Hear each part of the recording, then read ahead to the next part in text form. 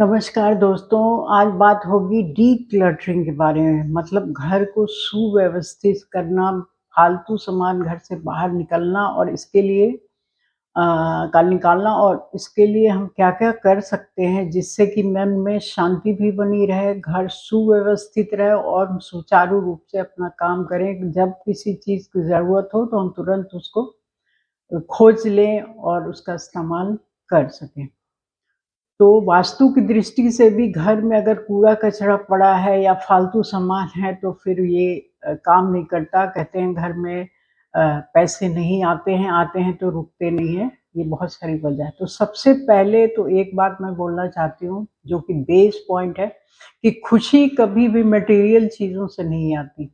जो आप सामान खरीद के रखे हैं, भरे पड़े हैं और कुछ छोटे-छोटे आप भरते रहते हैं, उससे कभी खुशी नहीं आती। आती है बहुत कम देर के लिए खुशी आती है, लेकिन जो परमानेंट खुशी होती है, वो आती है आपके अनुभव से, एक्सपीरियंस से।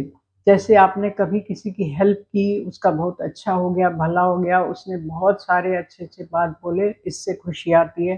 किसी के साथ आपने कहीं बहुत अच्छा टाइम स्पेंड किया, उसने आपको मोटिवेट किया, इंस्पायर किया, आपके स्वभाव को सराहा, ये चीज़ें खुशी देती हैं।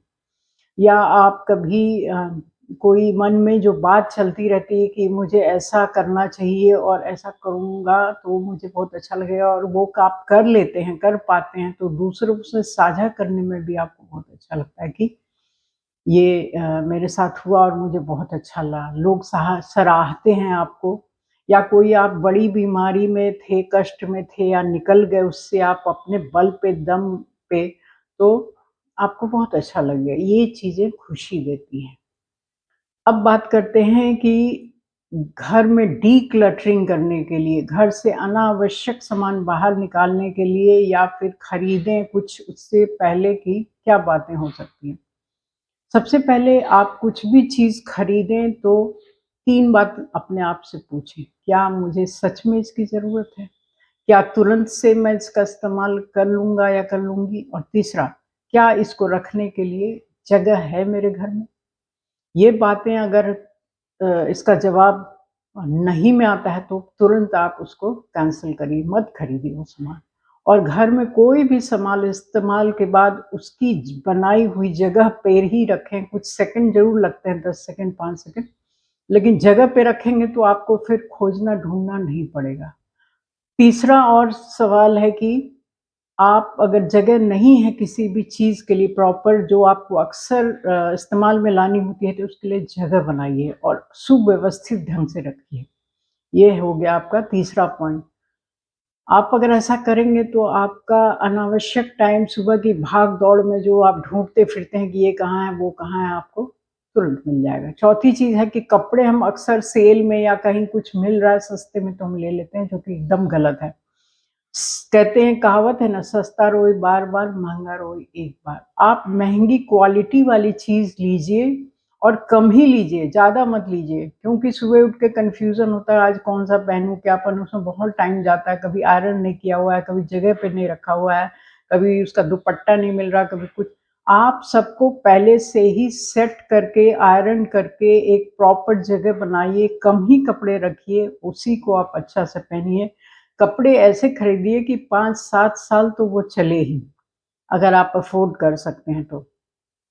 उसके अलावा अ, जो आपका वार्डरोब है या कोई भी चीज़ है उसको एक दिन निकालिए और हाउस हेल्प की मदद से आप उसको प्रॉपरली क्लीन करिए, अच्छी जगह व्यवस्थित रखिए। आप देखिए कि आपको जब इस्तेमाल करना होता है आप कैसे उसको ढूँढते हैं और कहाँ से खींचते हैं, उसी के अकॉर्डिंग रखिए। तो इससे आपका बहुत सारा समय बचेगा। 5वीं बात और है कि आप अपने नीड के अनुसार चीज़ें खरीदिए। आप देखिए कि आपका क्या टेस्ट है, आपका क्या स्वभाव है, आप कैसे कपड़े पहनना चाहते हैं। ये नहीं कि ट्रेंड में चल रहा है, खरीद लिया, फिर ट्रेंड कुछ महीनों बाद बदल गया, वो वेस्ट हो गया वो। आप देखिए कि कौन से कपड़े में ज़्यादा कंफर्टेबल है, क्वालिटी वाली चीज़ वही खरीदिए। कैसे बर्तन चाहिए आपको, कैसे गैजेट चाहिए, आप कैसा खाना पसंद करते हैं, अकॉर्डिंगली आप वहाँ से निकालिए कि हमको ये चीज़ें चाहिए और अच्छी चीज़ क्वालिटी वाली खरीदिए, सस्ती चीज़ मत खरीदिए, ताकि वो बरसों तक चले और आपको जो ज़्यादा उसकी ज़रूरत पड़ती वही चीज़ खरीदिए। ये नहीं कि इडली का साँचा खरीद लिया और पता लगा साल डेढ़ साल में एक बार बन रही है इडली, वो वेस्ट प्रोडक्ट है। या कोई किसी ने जूसर खरीद लिया या और किसी के यहाँ एयर फ्रायर है, उसका देखा-देखी मेरे घर भी एयर फ्रायर है, ये सब खरीद के आप ठूँस लेते हैं लेकिन कभी कोई इस्तेमाल नहीं करते हैं। तो इन बातों का ध्यान रखिए, अपनी नीड्स के अनुसार आप चीज़ें खरीदिए। अपने आप पे फ़ोकस करिए, मतलब कि आप क्या पसंद करते हैं? घर को आप कैसा बनाना चाहते हैं या घर को कैसा व्यवस्थित रखना चाहते हैं? आप क्या चाहते हैं? लोगों की कैसी, जैसे कई लोग बोलते हैं पार्टी करना बहुत पसंद करते हैं, कई लोग कहते हैं पार्टी बिल्कुल भी पसंद नहीं है। आप अकेले में एन्जॉय करना चाहते हैं, बुक्स पढ़ना चाहते हैं या कुछ ध्यान करना चाहते हैं, मेडिटेशन करना चाहते हैं या गार्डन छोटा-सा बना के आप उसी में एन्जॉय करना चाहते हैं पेट के साथ। आपको जो अच्छा लगता है आप उसी के अकॉर्डिंग घर को सजाइए। अगर आपके पास स्पेस है तो आप छोटा-सा एक लॉन बनाइए, छोटा-सा गार्डन बनाइए, उसमें अपने पसंद की चेयर रखिए, 1-2 ही रखिए। वहाँ आप एन्जॉय करिए, बुक्स पढ़िए, किसी और अच्छे फ्रेंड को जो आपको अच्छा लगता है, उसको बुलाइए और इस तरह टाइम स्पेंड करिए। उस पे आप एकदम से पैसे खर्च सकते हैं। उसके अलावा आप है कि खरीदने से पहले कोई भी चीज़ आप बजट बनाइए, उस पे रिसर्च करिए कि अगर मुझे ये चीज़ चाहिए तो ये बेस्ट क्वालिटी यहाँ मिलता है। रिसर्च करिए और क्या मैं इसको एक बार खरीद लूँ कितने साल चलेगा ये, चाहे ड्रेस के बारे में हो, कोई गैजेट है, वॉशिंग मशीन है या फिर कुछ और चीज़ है, वैक्यूम क्लीनर हो सकता है, हेयर ड्रायर, कुछ भी आपको जो पसंद है उस पे रिसर्च करके एक ही बार आप पैसा लगाइए उसमें। ये नहीं कि बार-बार सस्ती चीज़ खरीद के हर दूसरे, तीसरे साल आप उसको रिपेयरिंग के लिए दे रहे हैं या फिर बदल रहे हैं, तो इसमें ये मज़ा नहीं है इसमें फिर। आप एक क्वालिटी की चीज़ खरीदिए, उसके पहले रिसर्च करिए, बजट बनाइए और तब खरीदिए। इससे भी डिक्लटरिंग होने से आपका बच जाएगा। अगला पॉइंट ये है कि आप अपनी चीज़ों को बहुत सहेज के रखें, जूते हों, कपड़े हों, ये किताबें हों या कोई और चीज़ है, फ्रिज है, कुछ भी है, उसको ढक के बिल्कुल उसको झाड़िए रोज़, डस्टिंग करिए उसकी, उसको कवर लगा के, जैसे जूते होते हैं ऐसे फेंक के मत रखिए, डिब्बे में या कोई चीज़ में रखिए ताकि वो धूल ना खाए और आपको जब पहनना, यूज़ करना हो तो बिल्कुल ही अच्छा-सा लुक आए उसका। इस तरीके के कपड़े को आप रिस्पेक्ट देंगे तो वो भी आपको रिस्पेक्ट देगा, आपकी वैल्यू बढ़ाएगा जब आप पहनेंगे। तो इस तरह से अपनी चीज़ों को सँभालिएगा, तो कम चीज़ें रहेंगी तभी आप ये कर पाएँगे। तो इस तरह से डिक्लटरिंग होगा, घर में फालतू सामान जमा नहीं होगा आपका।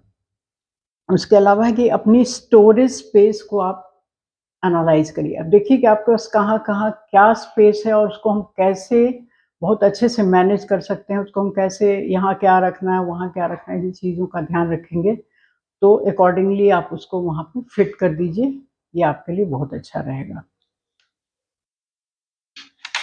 उसके अलावा आप उस हो सकता है कि आप किसी की देखा-देखी या स्टेटस सिंबल के अनुसार या फिर क्या बोले उसको ट्रेंड में चल रहा है और उसके घर में नहीं है, इसके हिसाब से चीज़ें ना खरीदें। इसको मैं बार-बार बोल रही हूँ, क्योंकि यहीं से आपका जो है ना फालतू सामान जमा होना शुरू हो जाता है। तो इन बातों का आप ध्यान रखिए और आपको अच्छा लगा होगा ये चीज़, क्योंकि ये फिर फालतू सामान नहीं रहता है तो घर में बहुत शांति आती है। आपका घर बहुत व्यवस्थित लगता है। समय पे आप चीज़ों को इस्तेमाल कर पाते हैं और जब चाहें जब आप करते हैं। तो आप इन चीज़ों का फ़ायदा उठाइए। ये वीडियो आपको अच्छा लगा हो ज़रूर बताइए मुझे कमेंट्स में और अपना ध्यान रखिए। Thank you.